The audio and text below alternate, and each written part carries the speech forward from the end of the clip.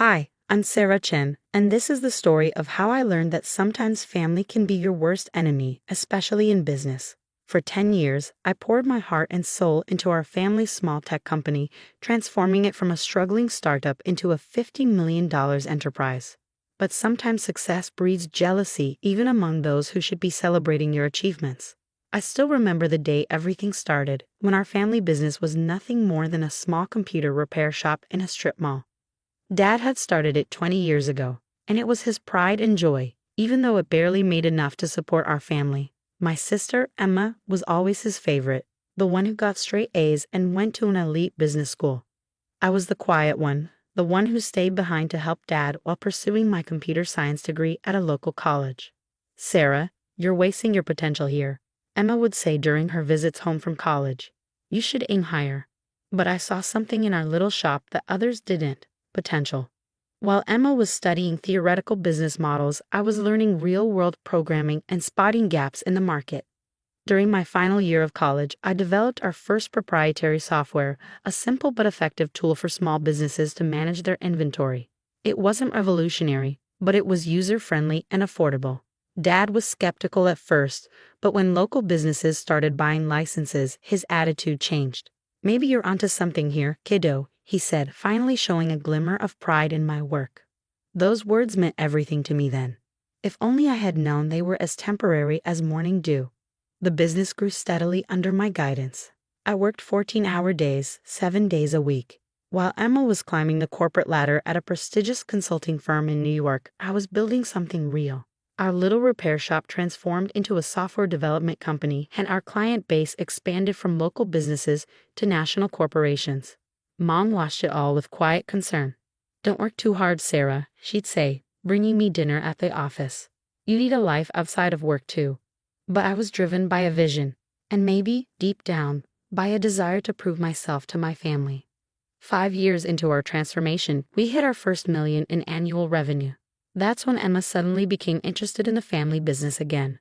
She quit her job in New York and moved back home. "I think it's time I took my rightful place in the company," she announced at a family dinner. With my business expertise, we could really take things to the next level. Dad beamed at her words. "That's wonderful, princess. We could use your professional touch around here." I sat there, fork suspended midair, trying to process what was happening. The company I had built from nearly nothing was being handed to my sister on a silver platter. But I swallowed my objections and tried to be a team player. Emma was appointed as co-CEO alongside me, despite having no experience in our industry. Dad said it would be good for the company image to have someone with her credentials at the helm. I focused on product development and operations while she handled marketing and investor relations. The next 5 years were a study in contrast. While I continued developing new software solutions and maintaining client relationships, Emma focused on creating a glamorous image for herself as the face of the company. She gave interviews about being a woman in tech and accepted awards for entrepreneurship, all of taking credit for innovations my team and I had created. Our revenue continued to grow, reaching $50 million annually, but so did the tension between us.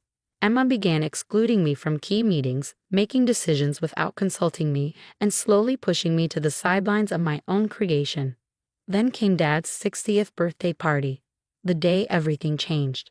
The party was Emma's idea, of course. She rented out the grand ballroom of the city's most expensive hotel and invited all our business associates. It was more of a networking event than a birthday celebration, but that was Emma's style. Everything had to serve a purpose. I arrived early to help with the preparations, wearing a simple black dress that Emma immediately criticized. "Couldn't you have made more of an effort?" she hissed. "These are important people coming tonight."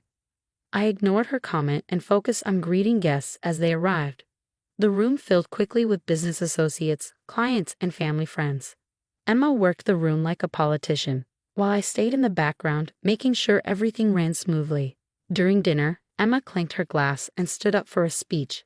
I expected the usual, a touching tribute to Dad, maybe some memories from our childhood. Instead, she dropped a bomb that would shatter our family forever. As we celebrate Dad's 60th birthday, she began, her voice carrying across the silent room. "I think it's time to announce some changes at Chen Technologies.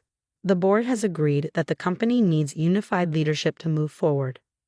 My heart stopped. Board meetings? What board meetings? For too long, we've been held back by outdated thinking and resistance to change, Emma continued, her eyes fixing on me. That's why, effective immediately, I will be taking over as sole CEO. It's time for certain elements that are no longer serving our growth to step aside. The room erupted in murmurs. I sat there, frozen, as Emma continued her character assassination, disguised as a corporate announcement. Some people, she said, her voice dripping with false sympathy, are better suited to technical roles rather than leadership. My sister Sarah has been adequate in maintaining our legacy systems, but to compete in today's market, we need vision. We need excellence. And frankly, Sarah, you're just not cut out for this level of business. I looked at Dad, expecting, hoping, he would stand up for me. Instead, he was nodding along with Emma's words, a proud smile on his face. Mom stared at her plate, her hands trembling slightly. The truth is, Emma continued, her voice rising, you're worthless in today's business world, Sarah. Your old-fashioned ideas and lack of proper business education have become a liability. It's time for you to step aside gracefully. The silence in the room was deafening. Hundreds of eyes turned to me, waiting for my response. I could feel the pity, the schadenfreude, the judgment. Everything I had built, every sacrifice I had made, was being stripped away in front of everyone I knew. I stood up slowly, my chair scraping against the floor. The sound echoed through the ballroom like a gunshot. Everyone expected a scene, perhaps tears, maybe a shouting match. Instead, I simply picked up my purse, walked to Dad's table, and placed a small wrapped package in front of him. "Happy birthday, Dad," I said quietly. Then I walked out of the ballroom, head held high, leaving behind the whispers and stares. That night, as I sat in my home office surrounded by awards and patents that bore my name, I made a decision. Emma thought she had won, but she had forgotten one crucial detail, something that would turn her moment of triumph into the biggest mistake of her life. As I powered up my laptop and began typing, a small smile played on my lips. Tomorrow would be interesting indeed. After all, there's more than one way to run a successful business, and I had learned more in 10 years than Emma had learned in all her fancy business classes. The next morning would bring changes that none of them saw coming, changes that would make them realize exactly how worthless I really was. The next morning dawned bright and clear. I arrived at the office early before anyone else and waited. At precisely 9 a.m., Emma strutted through the front doors with Dad beside her, both wearing triumphant smiles that were about to be wiped from their faces. "Sarah?" Emma's voice held a mix of surprise and annoyance. "What are you doing here? I thought after last night, you'd have the dignity to stay home." I smiled, remembering the email I had sent at 3 a.m. to every major client, partner, and employee of Chen Technologies. "Just wrapping up some loose ends, sister dear. But since you're here, we should probably talk about the company's future." "There's nothing to discuss," Dad interjected, his voice firm. "Emma's in charge now. The board has already approved it." "Ah yes, the board," I said, pulling out my tablet. "Let's talk about that. You see, while Emma was busy planning parties and giving interviews, I was actually building this company. And there are a few things you both seem to have forgotten." I pulled up a document on the conference room's main screen. "First, let me remind you that I own 51% of Chen Technologies shares. When we incorporated 10 years ago, Dad gave Emma and me equal shares of 25% each, keeping 50% for himself. But 3 years ago, when we needed capital for expansion, Dad sold me 26% of the shares. Remember that day, Dad? You were too busy attending Emma's award ceremony to handle the negotiations yourself, so you signed the papers without reading them carefully." The color drained from both their faces. Emma's perfectly manicured hands gripped the conference table. "That's impossible," she whispered. "Dad would never." "Oh, but he did," I continued, pulling up more documents. "And that's not all. The core software that generates 80% of our revenue, it's not owned by Chen Technologies. It's owned by my separate company, Innovate Solutions LLC. Chen Technologies only has a licensing agreement which expires, I checked my watch, about 10 minutes ago." Dad collapsed into a chair, realization dawning on his face. "The renewal papers. The ones you asked me to sign last week. The ones you were too busy to read because you were helping Emma plan the party. Yes, those papers. I decided not to submit them. Emma's face contorted with rage. You underhanded little. Careful, sister, I cut her off. You might want to hear the rest before you finish that sentence. While you were busy announcing my supposedly graceful exit last night, I was sending emails to our clients. You see, most of our major clients have personal loyalty clauses in their contracts. They signed with Chin Technologies because of me, my expertise, and my track record. Last night, I informed them of the leadership changes and my departure. I pulled up my email, showing the dozens of responses that had already arrived. Would you like to know how many have already triggered their contract termination clauses? Or how many of our top developers, who, by the way, are actually employed by Innovative Solutions, have already accepted positions at my new venture? The room fell silent. Through the glass walls, we could see employees gathering, whispers spreading as they checked their emails. Emma's perfect composure cracked as she frantically checked her phone. You can't do this, she stammered. The company you tried to steal from me? I finished for her. The one you thought you could just take over because you have an MBA and Dad's approval. That company ceased to exist the moment you decided to humiliate me in front of everyone we know. I stood up, smoothing my dress. So here are your options. Option 1. I walk away with my shares, my software, my clients, and my employees. Chen Technologies becomes an empty shell, and you can explain to all those important people you invited last night why the company's value dropped to zero overnight. Dad's face had aged 10 years in the last 10 minutes. And option 2, he asked weakly. Option 2, you both resign. I take full control of Chen Technologies. You keep your shares as silent partners, receiving dividends but having no say in operations. Emma gets a nice severance package and glowing references for her next job, somewhere far away from here. Emma's face had turned an interesting shade of red.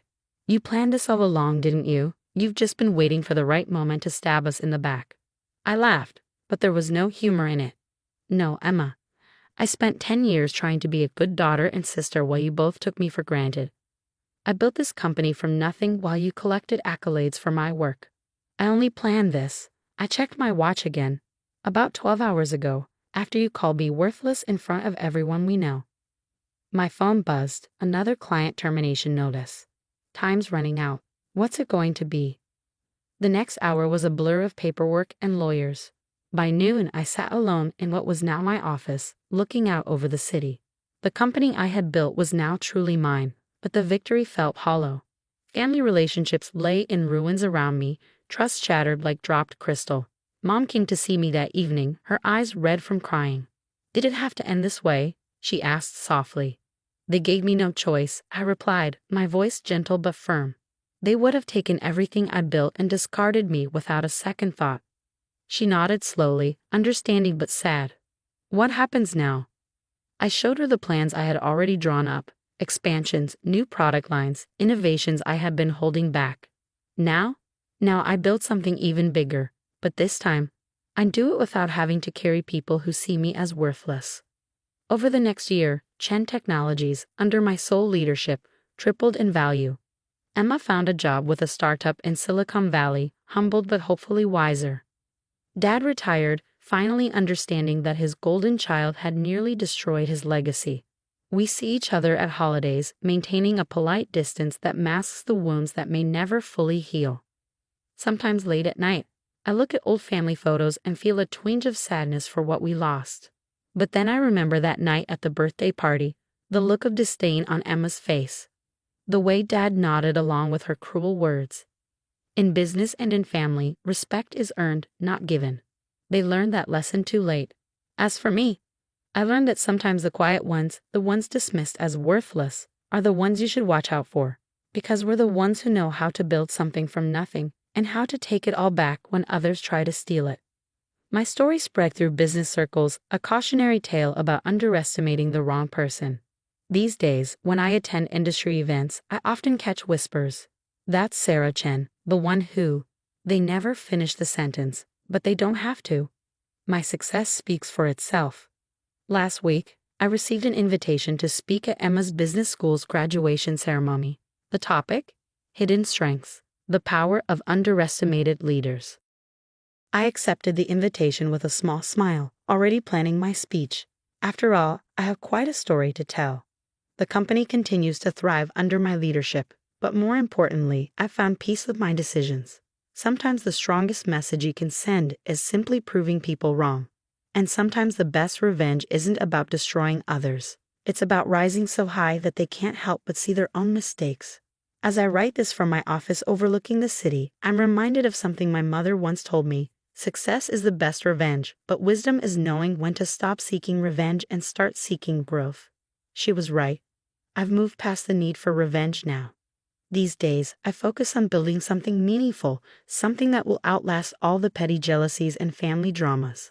I still keep that wrapped birthday present I never gave Dad. A photo album of the company's journey from that tiny repair shop to what it is today. Maybe someday when the wounds have healed enough, I'll finally give it to him.